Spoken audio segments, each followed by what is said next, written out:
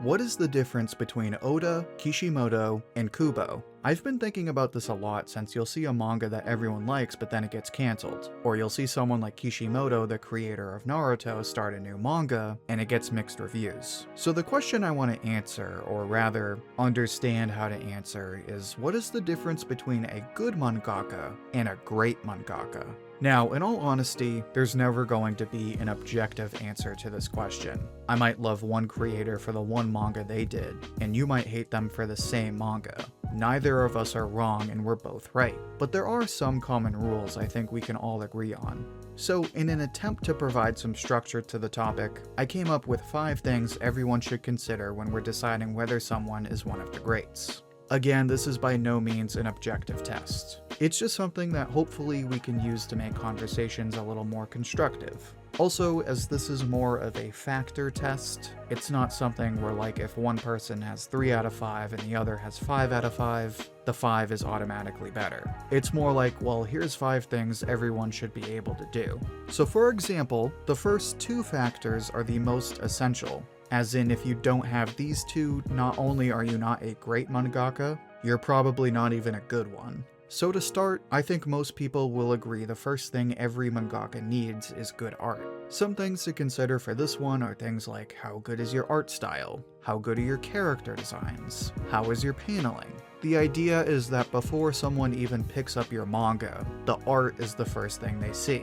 Whether it be the cover of the manga in a bookstore, the random panels they see as they skim through the manga, or even the viral chapters that their friends share online. The art is the first thing people see, so how valued you are as a mangaka is going to depend on how good your manga looks. Plus, manga is just a visual medium. You can have the best story in the world, but if you can't communicate it through decent art, then that's like saying George R.R. Martin is the best game programmer in the world. Sure, he helped with Elden Ring, but he didn't really do any programming. So for example, and this is gonna ruffle some feathers here, but one example of this would be the creator of One Punch Man. Now again, just hear me out. One makes the webcomic and Yusuke Murata draws the manga. Now, we can all agree that One Punch Man is a good, if not great, manga. But look at who's writing it and look at who's drawing it. Murata is clearly the better artist. And the webcomic, well, it's certainly not the better looking of the two. So if art were the only factor, then one's claim to greatness would be tenuous at best. But like I said, that's only one factor. But before I get into the next one, make sure to like the video if you're enjoying it so far. It's the easiest way to support the channel, and it helps spread the video to other viewers like you. So after art, obviously the next thing a good manga needs is good story. So factors to consider are, do people like the premise? Do people like the characters? Did people like the ending? It's the exact same as before, just backwards. You can be the best artist in the world, but if you can't write a good story, then it's hard to say you're a good mangaka. So to use our previous example, maybe one isn't the best artist, but he does write One Punch Man, which is a global success. And he did write Mob Psycho, another global success. So yeah, we can easily say he's a good mangaka. But then you get to someone like Hiroyuki Takei, the creator of Shaman King. He was an assistant on Rurouni Kenshin like Oda. He also had a serialized manga in Weekly Shonen Jump, like Oda. But one of these people has an all-time best-selling series, and the other, well, their manga had some trouble. I'm not saying Takei is bad, but if you compare him to Oda, yeah, Takei is a great artist, maybe even better than Oda. But if you read both manga, people will agree that One Piece is the better story, which is where you can start to see how Oda became one of the greats, and Takei is more in that gray area.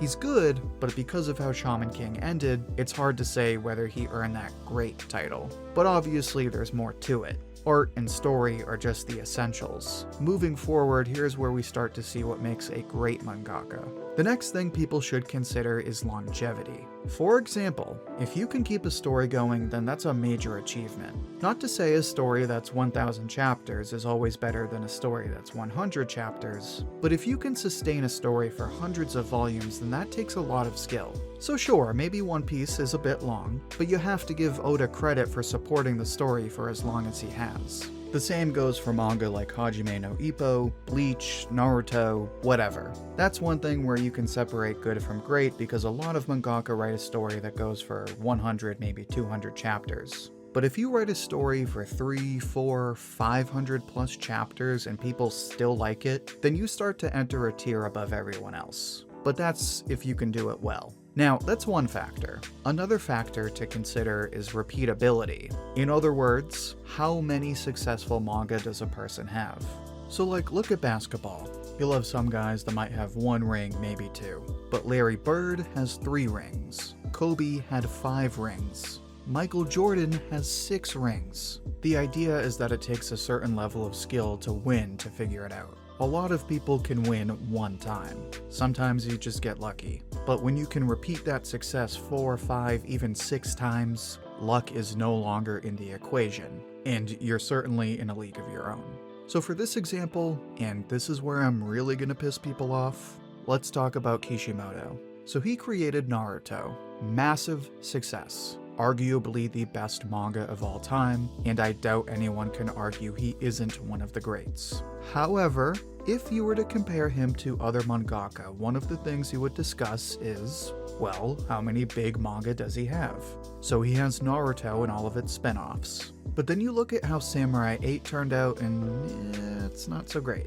Then you turn to someone like Hiro Mashima. He made Rave Master, that did well. Then he did Fairy Tail, which was an even bigger success. Then he did Eden Zero, which is another great manga. You can get into, well, which is better, Naruto or Fairy Tail. I can tell you probably 90% of people are gonna say Naruto. But when we look at the creators, you have to give credit to Mashima. Kishimoto has struggled to do another big hit, whereas Mashima has 3 rings. That's Larry Bird territory. Now, of course, how many great manga you can make isn't the defining factor, and we already discussed 3 other factors. But here's the last one that I think everyone can agree on. The last question everyone should ask is, what was their impact on the industry? So let's go back to my Kishimoto example. Maybe Kishimoto doesn't have back-to-back bangers, but like I said, Naruto is arguably the best manga of all time. And it's definitely one of the most influential stories of all time, considering we had half of America ninja running to Area 51. So sorry to my fellow Mashima fans, but at least in this category, he's got nothing on Kishimoto. Now, this impact thing should be pretty clear. I think when you change the industry or you influence fans and other writers in a major way, you should be seen in a league that's higher than everyone else. Your Akira Toriyamas, your Odas, your Kentaro Miuras. The idea is without those people, the industry wouldn't be what it is today. So we have to give them a certain level of respect that we might not give to others. Now, I explain that because some people might see impact and say, oh, well, obviously sales is a part of that. And let me just stop you right there. Sales are irrelevant. Let me say that again. Sales are irrelevant. Sales say everything about popularity and nothing about quality. If you haven't noticed, popularity isn't a factor on this list. When I pick up a story like, say, Spy Family, I can't see that it's sold millions of copies. I can certainly go online and look that up, but when I'm reading the story, that doesn't affect my reading experience. Hype can certainly influence expectations, but that is a different conversation entirely. But you might come back with, well, what about impact? You can't see that when you're reading. And to that, all I have to say is, yes, you most certainly can. Just look at how many times people see Naruto in a story, or how many times they see Bleach in a story.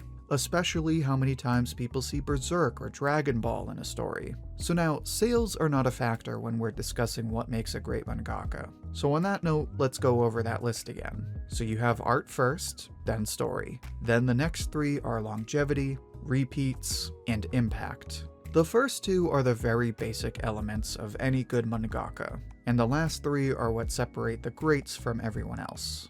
Now, like I said before, this isn't a math test. This isn't what you might call a plug and chug. It's just a framework. One person might be a great artist that's very influential, but not the best writer. Or someone might have the best writing skills with a bunch of good manga, but they're not the best artist and they've never influenced the industry in a major way. These are just 5 things to consider when we're comparing people. But hopefully, when we have these discussions, people can start to consider these things and give great creators their due respect, even the ones they don't necessarily like. But now I'd like to hear your thoughts. Who do you consider one of the greats? Do you agree with my list? Share your thoughts and see what everyone else has to say down in the comments. I'll pick my favorite and share it as comment of the week on my community tab. And if you'd like another discussion like this one, then check out my video on power systems. In that video, I talk about everything a great power system needs. You can find that video in the playlist linked right here. Until then, thank you for watching, and I hope to hear from you soon.